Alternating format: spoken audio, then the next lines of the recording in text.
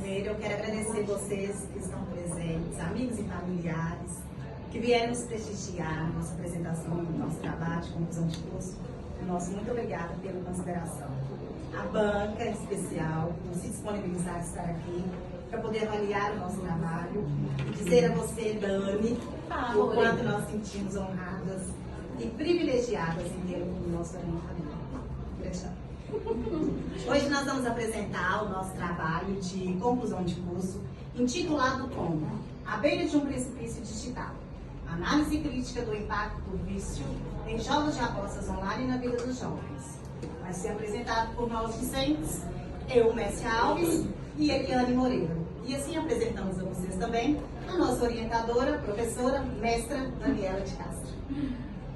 Então, para contextualizar sobre o tema, é importante a gente dizer aqui que os jogos de aposta eles ganharam um novo formato a partir da digitalização. E também foi com a digitalização que teve essa expansão. E aí, quando nós dizemos aqui de digitalização, nós estamos falando de dispositivos móveis, o famoso celular. Estamos falando da internet, estamos falando do marketing digital, dos próprios influencers digitais e a criação dessas casas de apostas online. Então, isso tudo teve uma expansão muito grande. E aí, nós trouxemos alguns dados aqui que são interessantes, que 43% do mercado online, segundo Dias de Oliveira 2023, já é tomado pelos jogos de aposta online.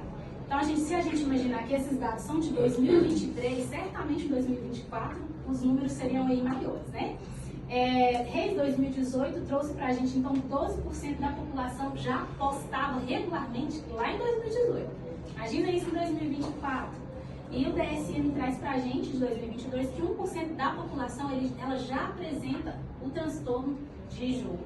Então, assim, sendo que os jovens são o público mais vulnerável, aí justamente, segundo a Alarcon 2019, por essa falta de maturidade emocional e cognitiva mesmo. Pode passar. Como referencial teórico, nós usamos como suporte na construção e elaboração do nosso trabalho a psicologia social, cujo seu objetivo é o estudo das dinâmicas grupais e o comportamento. Quero destacar aqui que lá em 2006, ela menciona que o ponto fixo da psicologia social é a compreensão, aprofundamento do estudo dentro do indivíduo como influenciador, sendo o mesmo influenciado pelos meios, pelos fatores sociais. No entanto, eu quero destacar alguns autores que vão interagir conosco durante a nossa apresentação, que são Lani 2006, Montano 2012 e Yamamoto Costa 2010. Trazendo para os aspectos psicológicos, nós vamos destacar aqui Alva Lagundo 2019, cujo ele vai trazer um pouco da compreensão a respeito dessa impulsividade e imaturidade emocional como fatores de riscos. Então, como objetivo geral desse trabalho, nós quisemos então analisar os impactos dos jogos de azar online na juventude. Como objetivos específicos, nós buscamos então identificar os principais efeitos psicossociais, comparar as regulamentações internacionais com a regulamentação do Brasil e propor também intervenções preventivas e educativas para tal prática. Já na metodologia, nós usamos como tipo de estudo revisão de literatura, tendo como delimitação de faixa etária 15 a 24 anos, de acordo com o Estatuto da Juventude no Brasil e ONU. Como seleção de artigo, foram analisados um total de 37 artigos, sendo que foram selecionados 28 que cumpriram com os critérios de inclusão, que são os estudos gratuitos, idiomas português ou inglês, tendo recorte dos últimos 10 anos e considerando assim os temas relevantes. Como fonte de consulta, nós usamos as plataformas de base de dados, o Google Acadêmico, Mendeley, Psinfo, PubMed e CIEP. Então, falando um pouco da história dos jogos de azar, os primeiros registros dizem que são lá desde o período paleolítico, 3.000 anos antes de Cristo. As primeiras evidências desse tipo de atividade vêm da China e da Roma Antiga. E aí que a gente quer deixar um fato interessante que a gente encontrou durante os estudos, que os dados que eram feitos de ossos de animais, eles já eram usados para algum tipo de aposta, de competição. Então a gente pode perceber ao longo da nossa história enquanto civilização, essa prática de apostar, de competir, já estava inserida enquanto uma expressão cultural universal desde do início da civilização, né? Então não dá para fugir disso. E já trazendo para o histórico no Brasil aqui, entende-se que em 1930, houve-se o início da regulamentação facial a partir do governo de Vargas. Contudo, em 1946, após 16 anos, estabeleceu-se assim a proibição definitiva sob o governo de Dutra. E ele baseou essa proibição definitiva fundamentando na moral e nos bons costumes. Na atualidade, nós nos deparamos que torna-se notório o quanto essa acessibilidade no formato online vem se expandindo cada vez mais. E aí, contudo, nós nos deparamos com a pouca regulamentação para tais práticas de acordo com Pereira 21. E aí essa pouca regulamentação e essa facilidade em criar essas casas de aposta, essa acessibilidade a esse tipo de prática, sem uma regulamentação robusta, dá acesso muito facilitado à população, principalmente aos jovens, que causa então alguns impactos psicossociais. Falando aqui do lado financeiro, a gente trouxe aqui, segundo o Galgarrundo 2019, o endividamento por tentativas de recuperar valores que foram apostados. Então, esse jovem fica nesse ciclo de tentar recuperar esse dinheiro que já colocou. Academicamente falando, a dificuldade de foco, justamente por esse excesso de estímulo que essas imagens, as cores, né, traz para ele, então vai atrapalhar no seu desempenho acadêmico, ali na escola, na faculdade, que seja. Profissionalmente falando, dentro do trabalho tem uma redução de produtividade desse jovem, desse adolescente, e redução também, um prejuízo ali nas suas relações enquanto organização também. E além desses impactos que a Eliane traz para a gente, nós nos deparamos também com os impactos sociais e emocionais. Galgarrundo, ele traz que o impacto social ele se baseia muito através do isolamento. É quando o indivíduo ele se dá com uma maior interação, tendo assim dentro do ambiente virtual. E aqui a gente está tratando do jovem. Então, especificamente, vai ser quando o jovem ele se sente mais confortável, ele vai se sentir mais familiarizado ali dentro desse ambiente virtual, deixando assim de interagir presencialmente com os seus familiares. Contudo, nós nos deparamos também com a pressão social, e nós não poderíamos deixar de mencionar que nós estamos inseridos numa cultura capitalista. Isso é notório, nós estamos inseridos em tal cultura. E dentro da pressão social ainda, tem a questão da vergonha, tem a questão do medo de ser julgado, e isso levanta uma barreira, dificultando assim para que esse busque por ajudas adequadas. E aí nos conflitos familiares, devido ao tempo excessivo aos jogos e pela falta dessa interação com os familiares, vão crescer as instabilidades emocionais. E essas instabilidades emocionais vão trazer como consequências os conflitos familiares. Já no emocional, Galgarrundo ele confirma que a impulsividade, a busca por gratificação imediata, a dopamina, a necessidade da dopamina barata e também pela fuga de emoções negativas, pela imaturidade emocional, também é um grande fator de risco. Aqui nós trazemos alguns critérios de diagnóstico, onde o DSM-5 ele ainda considera o transtorno de jogo sendo uma condição para estudo futuro, devido à falta de consciência e evidência robusta.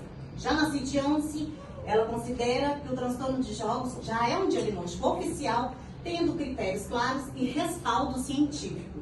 Dentro dos critérios da identificação, nós trouxemos que 4 ou mais critérios persistentes em 12 meses, no mínimo, tendo esse comportamento causando prejuízos tanto na vida pessoal quanto na vida social desse indivíduo.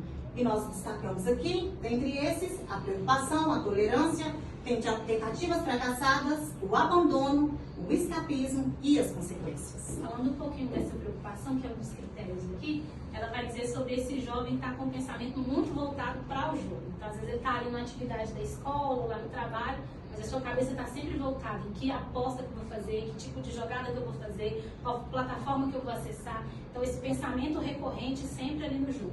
Da tolerância, nós podemos dizer que de um comportamento adicto, essa necessidade de mais tempo. Então, se antes ele jogava 20 minutos, não é mais suficiente, ele precisa de 1 hora, 2 horas, 3 horas. E aí o dia passou e ele está ali envolto naquele jogo ainda.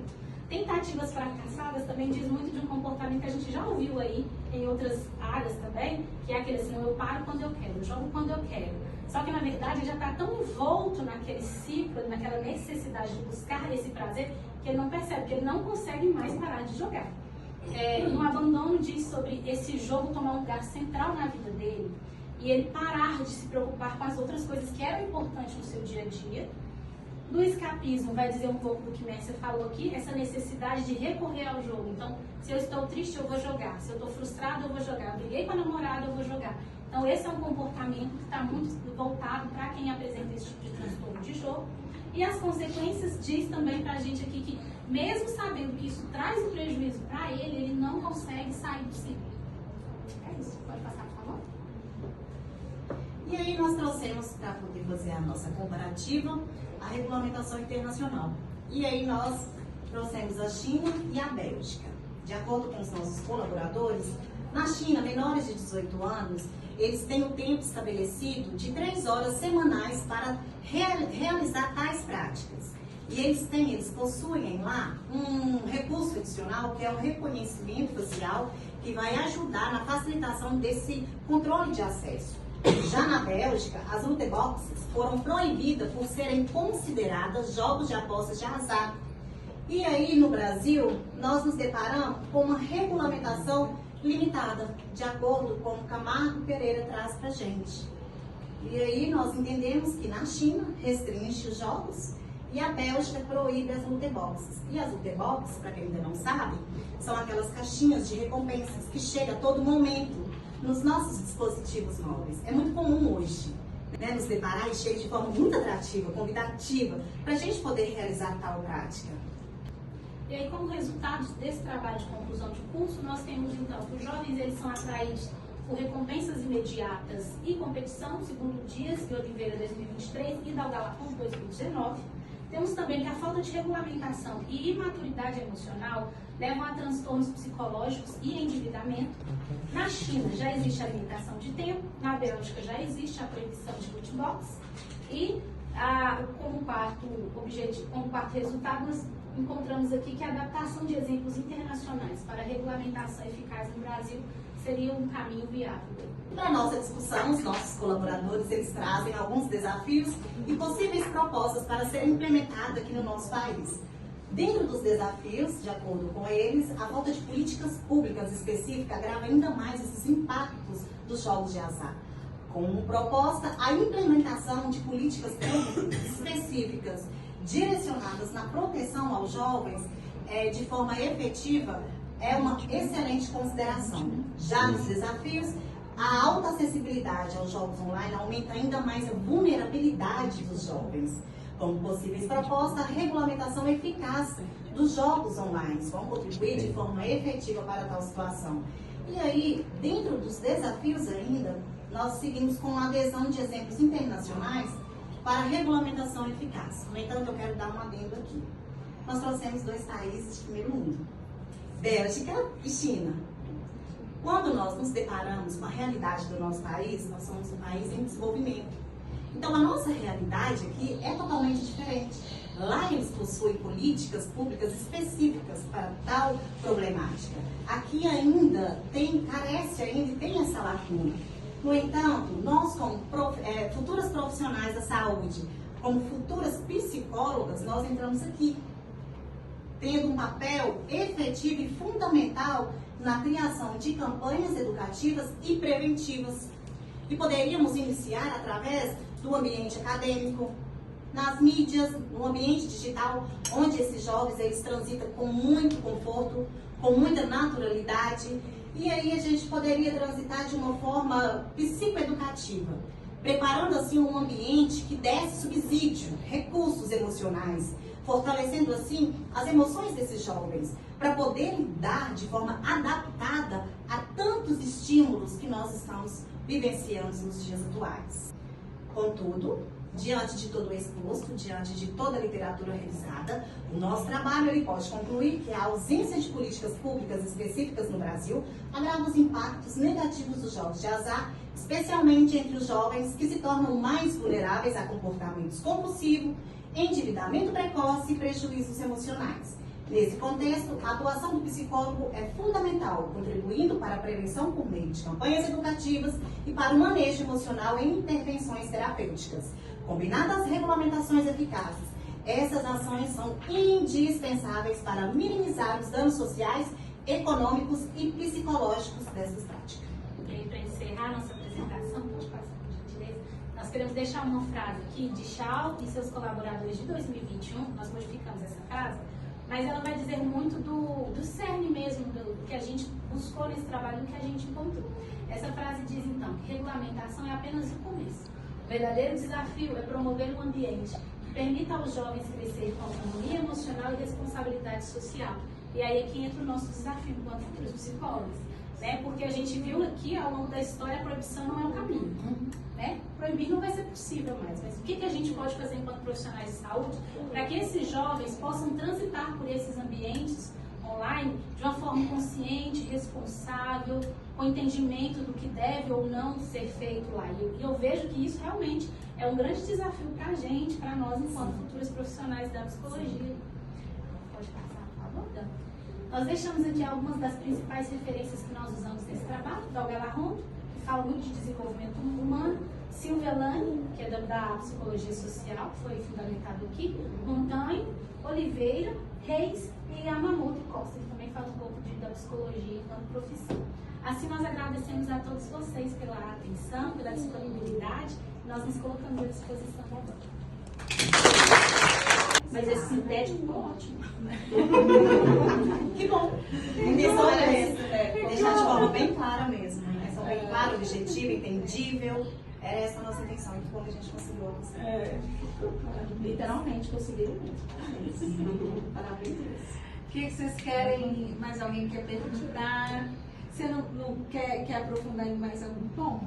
Não, porque a apresentação não tem que colocar, não. Foi excelente. Ai, obrigada! Realmente foi excelente. Umas 3 semanas. 3 meses, talvez. Não, ficou muito bom. E vocês, o que vocês querem colocar? Pode ser pergunta, pode ser elogio, pode ser o que vocês acharam. A palavra é vocês. Eu achei maravilhoso. Eu achei a apresentação maravilhosa, foi bem claro, bem específico. Então, para mim foi ótimo mesmo. Foi uma aula. Excelente tema, né, Jovem? Está cheio de jovens, todos eles o tempo todo navegando, tendo essa acessibilidade, a todo momento chega os conteúdos. Então, assim, vale até para os que estão aqui repensar a respeito. E ficou muito claro dos benefícios e o tanto de malefício que nos traz. É atrativo, né? Isso, E a sempre gente vai fica chamar. atrativo, né? E o tanto de horas, tanto tempo que eles perdem ali navegando. Porque nem percebe, né? Isso. Isso é verdade. Essa apresentação foi extremamente rica e eu queria parabenizar vocês pela boa dicção, boa fala, gente. Vocês não gaguejaram em momento nenhum. Só Jesus. E assim,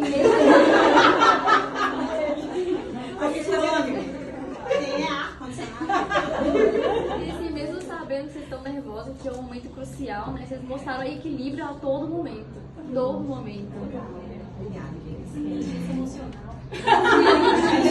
Tá em dias. Mas isso é um investimento aí para resultado. O que a senhora tem a dizer da sua menina?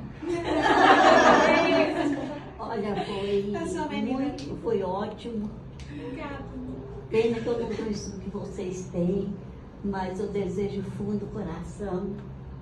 Justamente, falou sobre o jovem, que hoje o jovem só está na internet e no jogo, não tem tempo para a família. Então, tá de parabéns vocês duas. E vão em frente, não desista. Vão em frente, porque você tem filhos, eu tenho netos também que estão indo nesse caminho. Não desista, tá bom? Foi ótima a apresentação de vocês.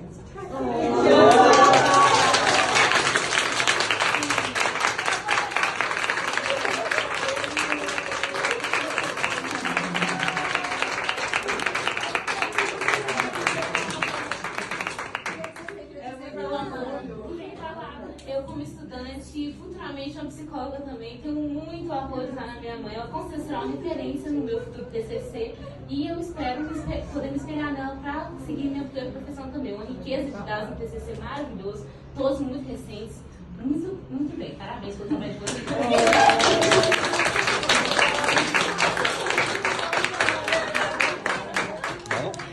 Sério. Famílias ficam emocionantes.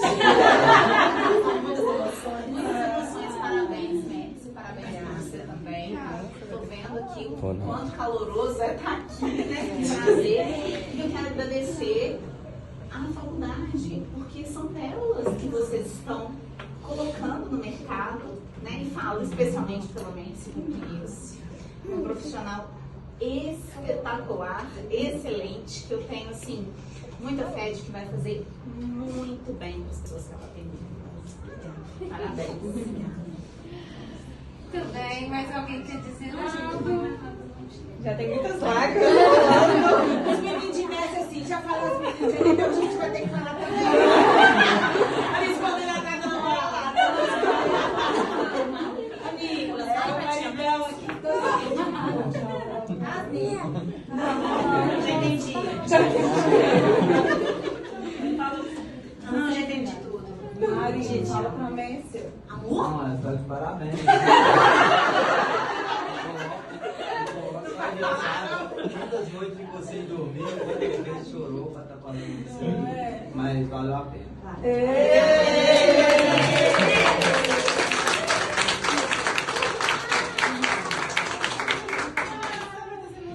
Eu acho que é uma conquista mesmo, né? Conquista. Vocês querem dizer alguma coisa pra mamãe também?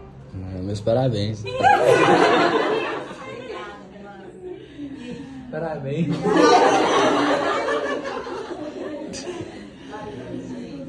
Eu acho que o TCC é esse momento mesmo, de a gente fala concluir algo importante, né? E mostrar o fruto desse trabalho, de que ficou esse tempo de estudo, de percepção, né?